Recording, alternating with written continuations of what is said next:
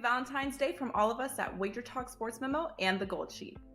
Instead of handing out chocolates or flowers, we have a sweetheart deal for you. This year's Valentine's Day falls on Tuesday, February 14th, and to celebrate, we're discounting all daily picks packages and one-day all-access passes to just $14. This includes any $35 5% best bets. No coupon is needed, and there is no limit on how many packages you can rack up for only $14.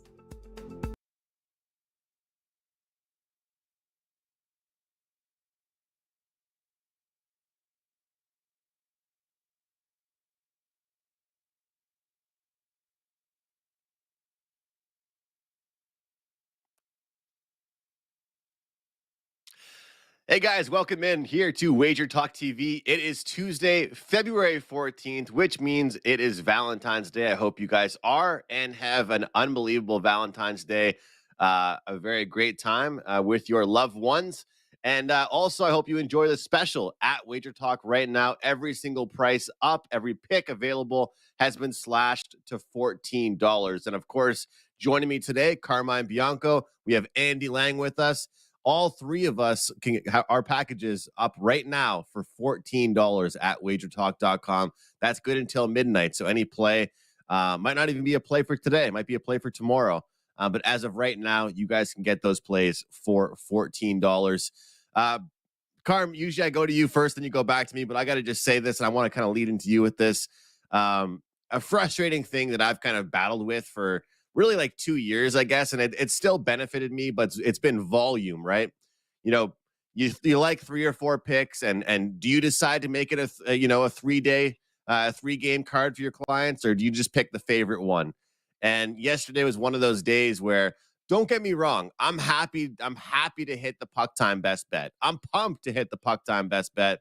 But I had the Predators in regulation as my best bet with clients, and a bunch of other leans cash in, but the one I go with as my play of the day with clients comes up short with the Predators. And it's frustrating because, you know, you do these shows every day and you give out so many opinions, but when it comes down to it, we could go 5-1 on the show, but if that one you give out to clients loses, you're in a horrible mood that night, you know? So I think that handicapping is part of our deal here, what we do for a living, but also picking the games we want to actually, finalize and shorten our card with sometimes is almost a bigger task than actually picking the games in general. I just want your thoughts on that. I know I think you've probably released a little bit more plays than me this year, but what's your volume been like, and how do you handle that, Carm, when you see a board and you like 5 games, and you got to cipher through what you like? I would release all 5 if I liked them. I would rate them on the varying degree of how I like them. Kind of like tonight's card. Looked at it yesterday, looked at it late last night, looked at it this morning, and 3 plays really stood out, and I made them 4% plays, which my plays are normally 3%.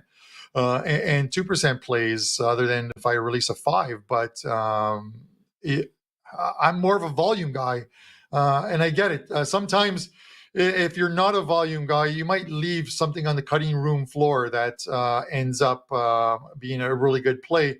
So I get out the ones that if I'm betting them, I'm releasing them. This is the way I look at it, because I don't want to come on here and have 2 plays from last night that let's say go 1-1, but then I talk about how I won 6 bets in the NHL, and clients are like, you only released 2 plays and he's betting 6. What's going on, right? So if I'm betting them, if my money is on them, I'm giving them out, and it's the same as our show best bets. I'm not just throwing out a dart that I'm not actually putting money on. At the end of the show, if I'm giving you a best bet, it might not make my client card, but I'm going to put money on it. So somewhere along the line, and every play that I release has a money on it, kind of like the over last night in the Red Wings Vancouver game. Didn't make my card. I bet it because I released it as a show best bet.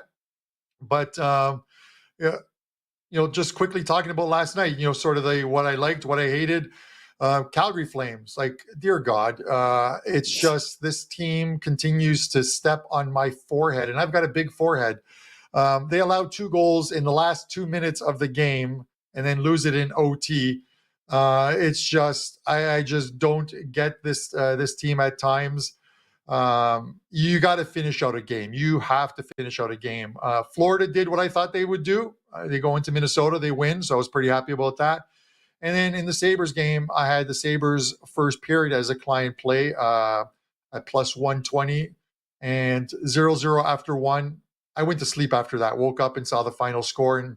And the Sabres are making a routine of not showing up for that second period. Allow 4 goals yesterday, allow 4 goals to the Calgary Flames. I said it on yesterday's show, keep an eye on the Sabres, because if they lose 2 or 3 out of the gate after the All-Star break, it likely means that they are a sell team. Regression is setting in for a team that played extremely well in the first half of the season. But those are my thoughts. Now let's talk to Andy. I haven't seen this guy since before the Super Bowl, which was only a couple of days ago. How you doing, Andy? Oh, am I on the show? Yes, yes, I am. I'm doing great. Listen, me and clients have absolutely nothing to complain about. All sports are running good. Andrew, you mentioned volume. I've been very low volume in all sports. There are just a few exceptions with me, and I got to tell you, now starts higher volume for me with NHL. We're getting closer to the playoffs. We're past the All-Star break, and the last couple of years, this has been the most profitable part of the year for NHL by far. So we have really increased the volume big time, and we're going to keep doing it. Yesterday, we had 3 plays. Today, with this stack card, I could see 3 or 4 plays. Just you go back and you look at your stats, and we tell people this is why it's so important to keep record of your stats. You can see what part of the year you're good at, like what part of the season are you good early in the season, or are you good late in the season? It's pretty definitive. I'm much better in the last part of the season going into the playoffs. So my volume will increase, but up until this point, it's been pretty low volume in NHL. It will remain low volume in the rest of the sports that I do, but right now we'll be ramping up in NHL. Great stuff, Andy. I agree with you as well. I mean, there's certain times of the year that you feel more comfortable jumping in. I think I can relate to that the most with NBA. I definitely start to get more involved as the year goes on when I have, all-stars aren't just sitting out because they have a hangnail and stuff like that. They know they want to make the playoffs and want to play, and the games are getting more competitive. And that's how I feel about that sport. So I can get it with you. And I really do like your best bet today. So stay tuned, guys, for the end with the best bet segment. We also have the buy and sell segment today. We did not have it yesterday. Carolina Hurricanes, Washington Capitals, Kraken, Jets, Bruins, Stars, and Lightning taking on the Avalanche. Let's get the ball rolling here with Hurricanes taking on the Washington Capitals. Capitals plus 140. Carolina Hurricanes minus 165 here. Total at 5.5 at minus 120. There was a tweet that was sent out earlier today that Alexander Ovechkin will be taking some time away from the team due to personal reasons. And guys, in general with sports, we do not like to overreact to one player missing. However, this is a player that it's very appropriate to do so with. Alexander Ovechkin missing for the Washington Capitals is missing a ton of ice time from a very key player, missing leadership, missing a power play guy, and missing a guy that probably takes about 7 shots a game. Whether or not they're blocked or hit the net or not, that's a different story, but this is a huge deal. And Carolina, they've been working to get very healthy themselves, although they've had kind of an up and down carousel of results over the past few weeks. This is a team I want my money on, Carmen. And to be honest with you, like I said, I don't want to overreact, but when the Capitals do not have Ovechkin, they are simply a different team. I don't see them being a team that can rally around that situation like some other clubs might be able to. So I'll go with the Carolina Hurricanes here, Carm, and potentially look at the -1 spot with the half unit on the money line, half unit on the puck line here. What do you think, Carm? Yeah, I was going to say I don't hate that at all, just because some of the guys in the chat were like, they hate the Calgary Flames. They hate I'm like, hate is such a harsh word, unless we're talking about like the Toronto Maple Leafs. And I'm perfectly fine with you guys using that terminology. But Andrew, it is a big miss. As you mentioned, Ovechkin is a big miss for this team. Anytime you take the best player out of a team, you've got to worry. And this is a team that I still think are struggling right now, even though they put some wins together. That loss against the Sharks was not a good one for them. Losing 4-1 at home, and this is a team that I hate. I hate to say it. I talk about the Pittsburgh Penguins and the Washington Capitals. That I think at the end of the day, both these teams are going to miss the playoffs. I got to get to the window today. I was supposed to do yesterday on taking the no to make the playoffs on the Pittsburgh Penguins, and I'm going to do the same with the Caps. I'm going off on a bit of a tangent, but unless the Penguins get any goaltending, they're not going to do it. And then I just think the long grind of the season with this Washington team and the fact that Florida and the Islanders are starting to play well, and they're moving up, that they're both going to miss out here. I'm more in tune with looking at Carolina and saying they played a horrible game last time out against the New York Rangers. They lose 6-2 at home, and they were on a phenomenal run. They hit the road now. They've had a couple days off to mull over that loss, and they're 11-1-3 their last 15 games on the road. This is a team that wins at home, wins on the road. And very well, if they continue to win, could give the Boston Bruins a run for that number one seed in the East. If the Bruins show a little bit of regression, the Canes just keep on winning. I'm taking Carolina here. I cannot make a case for Washington. I get it. Washington's at home, but I'm going with the better team here, playing against a team and missing one of their better players, and also a team that's smarting off a bad loss at home. Freddie Anderson and the Canes to get the win tonight. Over to you, Andy. Yeah, with Ovechkin out, that means from player props, there's going to be some stats available for everybody. And I've been cashing on this guy sneakily under the radar, Nicholas Backstrom, over 1.5 shots on goal. I just love this prop at 1.5. Only needing to get 2 shots is so much better than needing that big number of 3. He had 0 shots in his last game, but that was a back-to-back. I mean, they get the win over Boston, and then they just lay a complete egg against San Jose. But before that, he'd gone over this total in 9 straight games. They barely had 20 shots in that game against San Jose. Carolina, number 1 team at allowing shots on goal. That's the only thing holding me back from making this, a bigger play. I still think it's going to make my card because I believe in playing these guys night in and night out. I don't want to just take a stab at one guy and on one night. I want to play them 5, 6, 7, 8 times. By the way, Carm, if you're betting on Calgary, just take Tyler Toffoli. He's the best bet on Calgary right now. That shots on goal prop is absolute money. Cash it again. But yeah, it's a small play for me. I can't get to the window with like a 3 or 4% play on this one, but there's a couple things I love about it. I love that Ovechkin's not there. I love that this number is 1.5. So unfortunately, he's got a tough matchup tonight, but it's still a small play for me.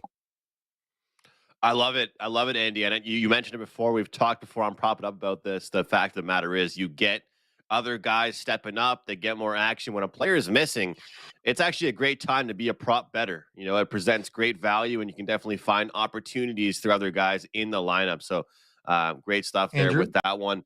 Yes, sir. Yeah, I just want to jump in before you get to the next game because 2 things. Because I keep an eye on the chat while Andy's talking or you're talking. But first, thanks to TJ. He tossed out a donation. He hit a couple props and tossed out a donation. Just a reminder, guys, that goes into a Wager Talk pool that gets donated to a charity. So we really appreciate it anytime you guys do that.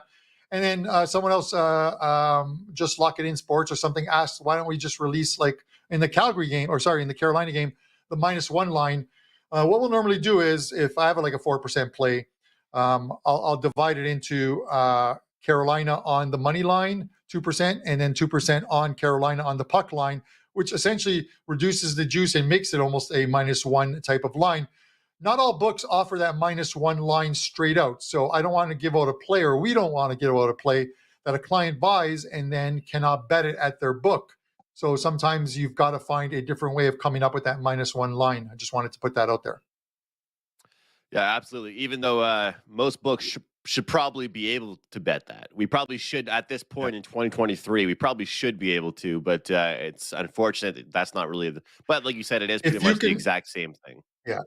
If you can bet on Rihanna showing cleavage, you should be able to bet on a -1 NHL line. That's all I'm going to say. I agree. Shout out to Rihanna. Let's get into the next game here, Andy. Seattle and Winnipeg here. Winnipeg -145, Seattle +125. Total at 6 in this one. Puck line -1.5 is +170 for Winnipeg. And Andy, one thing about Seattle that the XG numbers and all the analytical stuff told me that kind of their deal was in the first half of the season was that their shooting percentage was almost like way higher than it should be, and then it should kind of average out. And it seems like we kind of started to see that a little bit. Like they're having to work a lot harder for their goals. But with that, I think they're shooting the puck a lot more. So between them and the Winnipeg Jets, I feel like there's lots of different opportunities here from the prop market or just sides and totals here. And this one should be a good one. What are your thoughts here, Kraken and Jets? Well, if it ain't broke, don't fix it. And I just keep going. I keep singing this guy's praises, and he just keeps cashing. Pierre-Luc Dubois has been a cash cow, and he's kind of matchup proof at this point. He's been on a very incredible streak, 12 out of 15 games. And I will say most of those games he played against teams that allow quite a few shots on goal. So, but that being said, he faced a couple of decent teams with good defense, and he still went over. Now, the Kraken, third best team this season preventing shots on goal. That's the full season. I got to say, on this road trip, several games they've given up 29, 30, 32 shots on goal. That was to New Jersey and both the New York teams. And I talk about just being consistent with some of these guys.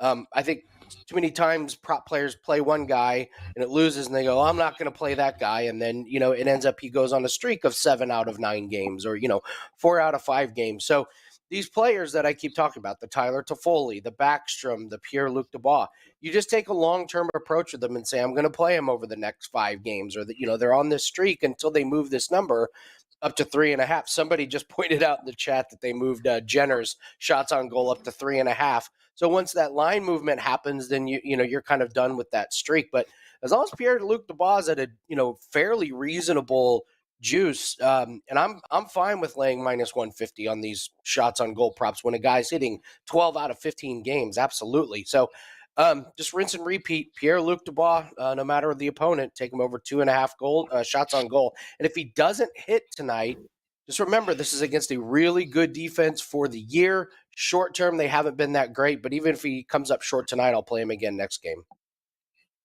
I think it's a really good message to send, Andy, and I'll be honest, I think that every prop player has been victim to that. I've done it as well. Like when you find a player and you're like, oh yeah, it's a great streak, and then you jump on it, they lose for you, and you don't play in the next 3 games, and he comes and hits it again. It's frustrating, but that's kind of the thing with the prop betting world is you really do want to kind of have to go over a couple different guys and just stick with them because that's something that can really help you out as a prop bettor is not really losing that faith in one guy after really one bad performance. One thing, Andy, I find cool about props and shots on goal props, and Carm, you can attest to this too, is like a lot of times they land, if their number is over 2.5, they land on 3 consistently. Some players, if you go through their charts, their number is 2.5, and they might be on a 5 out of the last 6 game streak, but they're landing exactly on that number that you need.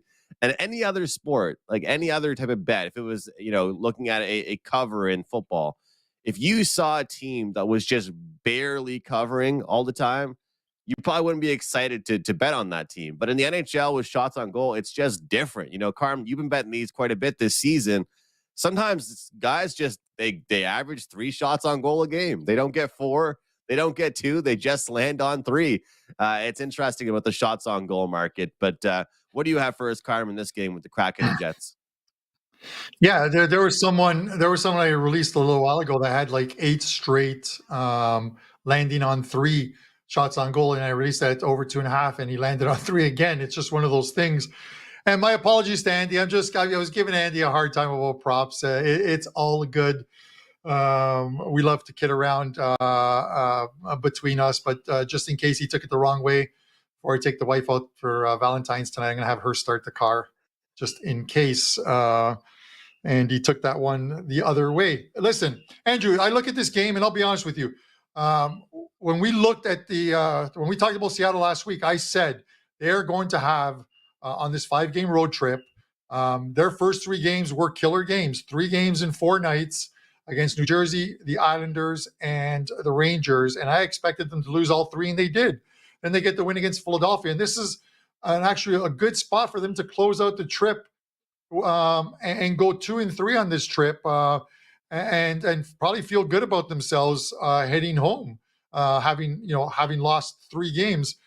Listen, I'm not convinced on Winnipeg. I think we're starting to see a little bit of regression with Winnipeg. They've won 5 of their last 10 games they've won. But look who they've beaten: Chicago, St. Louis, Philadelphia, Ottawa, Arizona. These are the bottom teams in both conferences, occupying those bottom 4 spots in both conferences. These aren't teams that you can feel good about. And plus 125 you're giving to me. I get it. It's in Winnipeg, and I haven't been able to figure out this Winnipeg team, but I really like the Kraken tonight. It hasn't made my card yet, but that plus money could get me there. The only thing that worries me and almost has me leaning to the over here is the fact that if Jones starts tonight, and Jones had a fantastic start to the year. I think at one point he was like 21-5 overall, and he hadn't lost a game on the road, but he has shown regression. And you look at his last 7 starts, they haven't been good. He's allowed 3 or more goals in 6 of his last 7 starts, 4 or more goals in 5 of the last 7 starts, which means that if you like Seattle tonight, they're going to have to score some goals because Jones is going to allow some. So it might be one of those ones where I take Seattle. I take the over. The over is at 6. And at the very least, if Seattle gets on the board 3 times, I'm looking at worst, a split of the night and possibly a double win on the night. But I'm leaning Seattle plus 125 here, and I'm leaning on the over 6 as well. All right. Lean towards Seattle, lean towards the over here. This is not my favorite card of the night by any means, but I do agree with the side play on that one, but I would say I lean towards the under. Just looking at the record, 1-4 last 5 games for Seattle, 1-4 last 5 games against Winnipeg.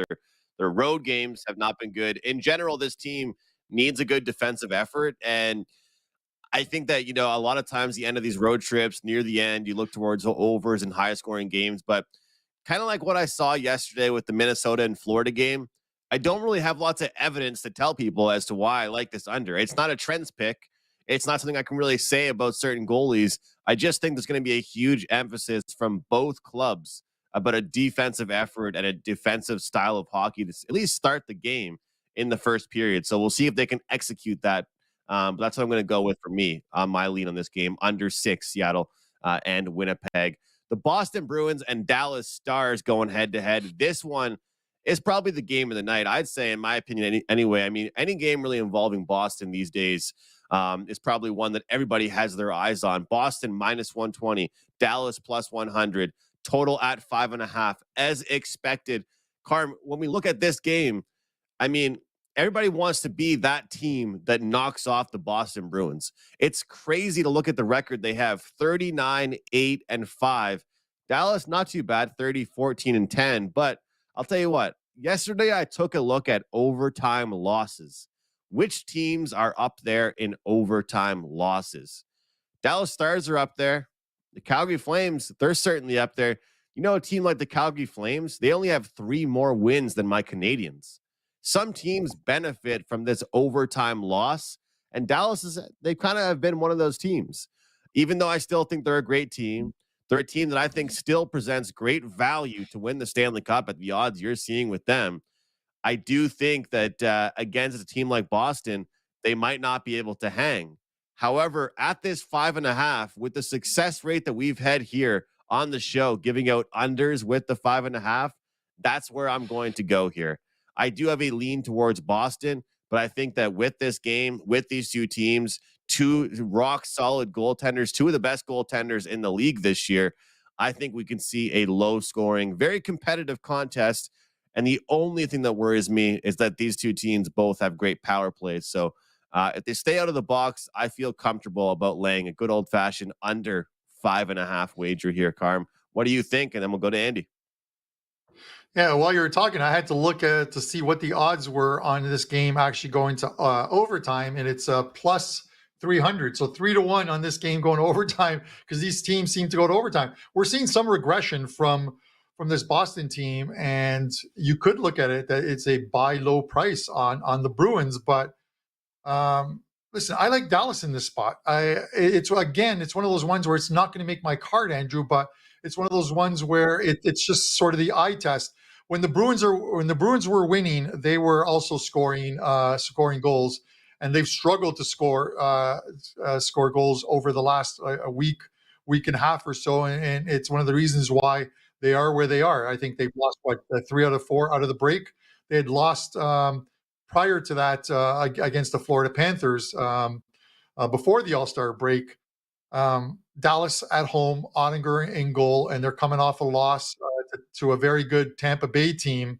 I just want to come back with Dallas here. We're getting them at even money. You don't normally see Dallas at home at even money unless they're playing one of the elites. And the Bruins are one of the elites, but they are showing some regression right now. They'll eventually right the ship, but I think this is a good spot to come in and take the home team here in Dallas. That's where I'm going to go. I'm going to go Dallas at even money. And we'll throw it over to Andy. So I need like my own little segment. This is where Andy stops giving out good picks and then he attempts one of his ill-fated hockey same game parlays. Listen, I've done good on same game parlays in every sport except hockey. Every time I talk about one, it's terrible. But you know what? Shooters shoot. So let's try a same game parlay in this one. All right. But by the way, do not play this one. Like wait until I get a few winners. Wait until I get a few winners under my belt, and then we can start playing these. But here's what I'm going with. So for those of you that don't know what a same game parlay is, if you go to DraftKings or FanDuel or anything, you click on the same game parlay. You get a bunch of alt lines. You parlay them together into one price. I'm going to take under the alt line of 7.5 goals in this game. I'm really focusing on just how good Dallas's defense has been. They've been in a lot of low-scoring games. And I'm going to keep going with Boston maybe in a little bit of a losing streak and struggling a little bit. So I'll take under 7.5 goals in this game. Dallas games have gone under this total in 24 out of 29 games and 8 straight. I'm going to take the Dallas Stars puck line plus 2.5 goals. The last time the Stars lost by more than 2.5 goals was December 21st against Edmonton. And then I'm going to take the Bruins team total under 3.5 goals. Dallas has held opponents under 3.5 goals in 8 straight games. Boston's gone under in 4 out of 5. So I'm looking at more towards the unders and the value on Dallas here. So give me under 7.5 goals for the game. Bruins under 3.5 for their team total, and Dallas Stars plus 2.5. It gets you down to minus 130 on DraftKings. All right, Andy, listen, I wrote down those plays, even though you said, I'm going to play it, even though you said, and I find it absolutely amusing. You're like, do not play this play. It's like, it's got to be the funniest thing. I did a stoppage time show about a month and a half ago, and Pavlos comes on, and I always do the introductions. I'm like, Pavlos, how was your weekend? And Pavlos like, man, I got absolutely killed. I just couldn't win anything. I lost every play. I'm like, I'm trying to promote the guy, and he came in sounding like a country song. His wife left him, his truck has a flat tire, and his dog ran away. It is one of the worst things you can do to me when I'm trying to promote you on a show. But at least, God bless Pavlos. Honesty is the best policy. Honesty is the best policy. With that said, I'm still going to play your play, even though you said not to. And Andrew, back to you, buddy. Honesty is a good thing, that's for sure. It brings good karma around the world. And let's put it this way, Andy. My 2 cents, not that anybody asked about totals with NHL same game parlays. I think that betting unders with those are almost better than betting overs. You know what I mean? Like you're more often, I think, in my opinion, to see like it being more useful to take an alternative under on a Boston versus Dallas game than to take an alternate over and let's say Colorado and Tampa and somehow it ends 3-1, and you took over 4.5 or something like that. That's just my 2 cents. I think the alternative unders are a pretty good play as far as I'm concerned. So I like that one. I'll be cheering it on with you. Speaking of Tampa Bay and Colorado, that's the last game we're going to break down here. I'm going to go right to you first here, Andy, on this one. And this is an exciting game to look at because, of course, these teams met. I think it was just last week or a week and a half ago. Tampa minus 125, Colorado plus 105. Total at 6 here, shaded slightly towards the under. Andy, before I just want to ask you, I don't know if you have a side or total for us or a prop, but I want to ask you, we talk about trends for players, but specifically in the NHL, do you look towards recent matchups against a certain team, or are you more so just about how players playing and performing in general? Will you look towards how a certain player played just the last time out against this opponent, or is it more so just about the player in general, not really the matchup? I like current form of the player as by far my most important piece of handicapping. And then I also look at how the other team is doing again. If we're talking shots on goal, then I look at the opponent and how they are against shots on goal, particularly against that position, which I'm going to bring up in the best bet. The matchup is one thing, but I don't know. I think we can get like if you say, well, he went over shots on goal last game, and it was like, well, were the same lineups in? Was it a back-to-back? Was it a blowout where he didn't play a whole lot? Like, what was the game script? I think previous matchups can sometimes be a little bit overblown because it's tough to look back at those previous matchups and know everything that was going on. Perfect example, Ovechkin. Think about looking back at some of these games that Ovechkin, has missed with the Capitals. So, like, in a month or so, if Ovechkin's back, people might be looking at this time and not even realize that Ovechkin wasn't playing for the Capitals. And you're like, oh, I really sucked during that time. It's like, well, yeah, Ovechkin wasn't there. So I do not look back at previous matchups too much. Yeah, it's one of those things where when you're looking at these matchups, like I only care about it, Andy, we talk about this with Buster all the time, actually, because Carm has kind of given Buster grief about a record dating back to 1993 when this team has beaten this team, and it's like, well, there's been about 45 different rosters, through that team and different lineup. But if a team played last week and this guy in the third line played well, maybe he'll play well again, So. So what do you have for us overall in this game? Do you have lots of different stuff for us, or one or two props? Oh man, yeah, a great game for shots on goal props to go over in this one. Both teams had 30 plus shots on each other the last game, and both these teams are pretty high in overall for the season, allowing shots on goal. So I'll give you a couple of them. I always stumble over this guy's names. Nichushkin. Oh, that was pretty good. Not bad. I'll take him over 2.5 shots on goal. He didn't play in the last 2 games before the All-Star break, but he came back. He's gone over in all 3 games since the All-Star break. He's had 3, 3, and 4. One of those games was against Tampa just a few days ago on the 9th. And then Braden Point over 2.5 shots on goal. He had 3 shots on goal and 2 missed shots against Colorado. He's gone over this total in 3 out of 4 games. The under was against Dallas, who we talked about being really good on defense. So I do think there's a lot of shots that make it in the net or at least to the goalie, which is what we're looking for these shots on goal. So, two plays I think are worth a look in this game. Certainly a good game for the shots on goal wagers. And Andy, even the Colorado broadcast crew doesn't call that guy by his real name. They just call him Big Val. So don't feel bad about that. They don't even call him by his big real name. They call him, Big Val. So Val Nichushkin. Carm, what do you think here? Tampa and Colorado. This league needs more people named Smith. It would make it easier for all of us on the show if there was more Smiths in this league. And for those of you wondering, Don Buster will return next week to the show. He's traveling, so he couldn't make today's show. But we will see him next week. Andrew, I look at this game and I took Tampa in that first game. I'm going to take Tampa again, and it has a lot to do with the fact that Colorado's injury list is getting bigger. The news with Landeskog isn't great news. He was supposed to be skating the middle of this month, and we're in the 14th, and he's still not back on the ice. He's traveling between Toronto and Philadelphia, getting treatment. So it's going to get pushed back again. We might see him in March. We might see him in April, or it might be one of those ones where we don't see him until the playoffs, should Colorado make the playoffs. And I still believe they will. Pavel Francouz gets injured pregame, and Georgiev had to start that game when Francouz was named as the original starter. So they called up Jonas Johansson from the minors, and he's going to back up tonight.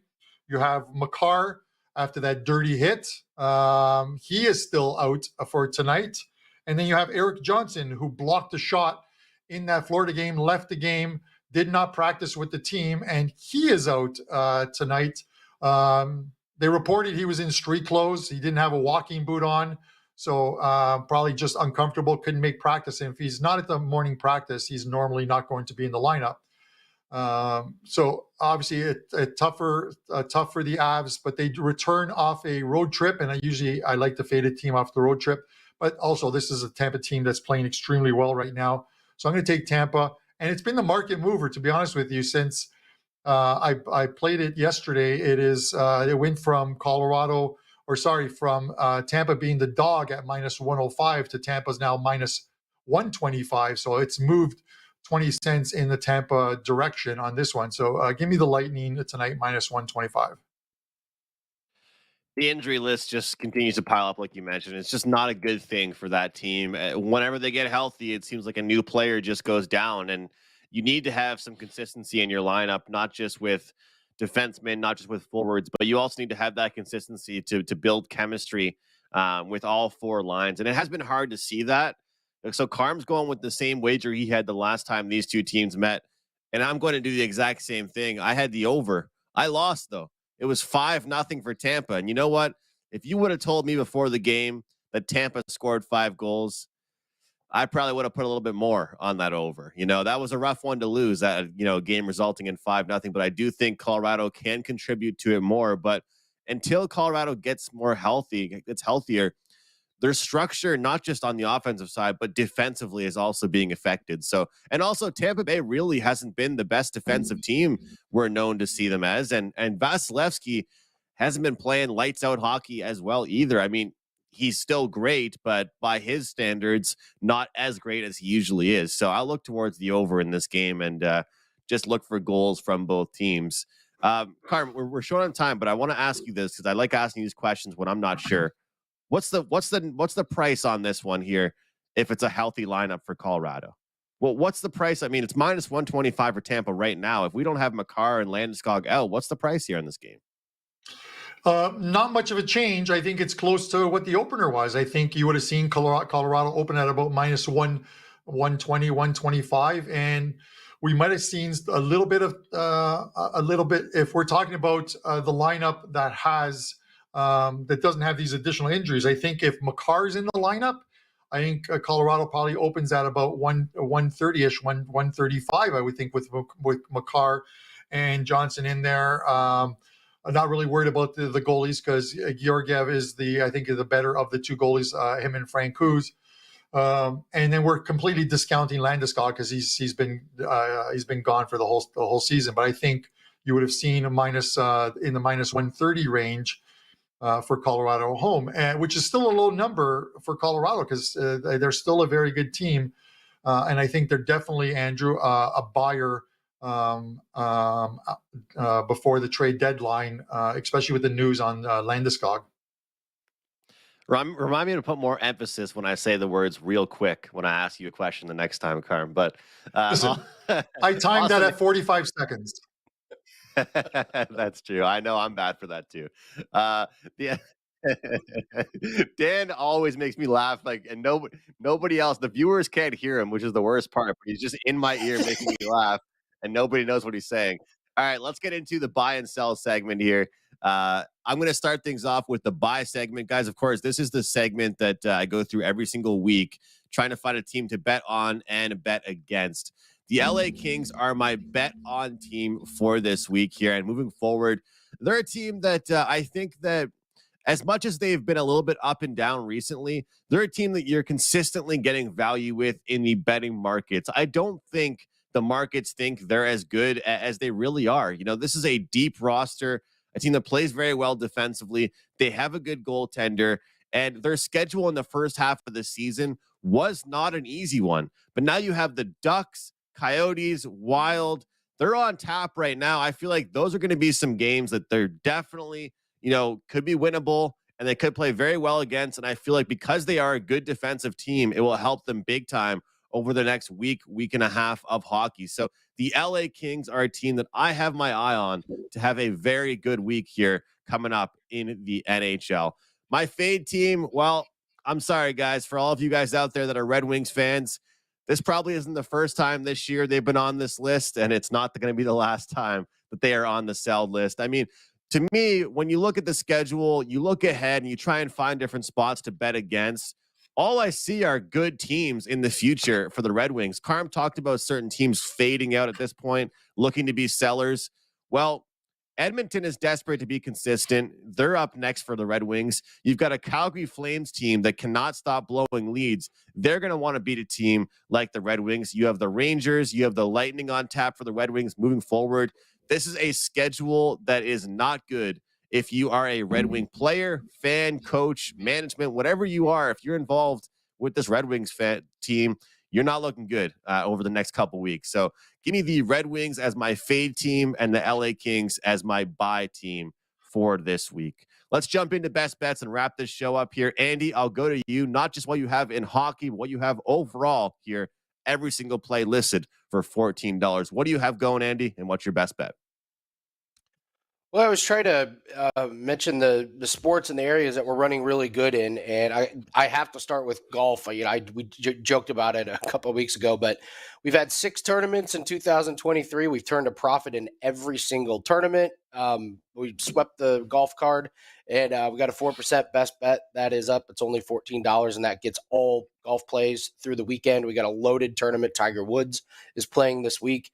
We got a 5% UFC bet that is up. We went 2-0 on Saturday in UFC, so you got a 5% play for $14. And we also have our hockey props that are up. Those are $14 as well. So a lot of good things going on. My best bet, I'm going with Bo Horvat. Andrew, I'm pretty sure you're with me on this one. Let's take him over 2.5 shots on goal. I don't know how much longer we're going to get 2.5 shots on goal as the number if he keeps hitting this. He's gone over 3 out of 4 games. The only under was against Seattle, who's one of the top teams in defending shots on goal. And he gets a really good matchup. Ottawa allows over 32 shots on goal, and they allow over 10 shots a goal on a game just to the centers. So he's got a great matchup for a team that allows a lot of shots positionally. They give up a lot of shots to him. I'm going to keep riding Bo Horvat over shots on goal prop. That's my best bet.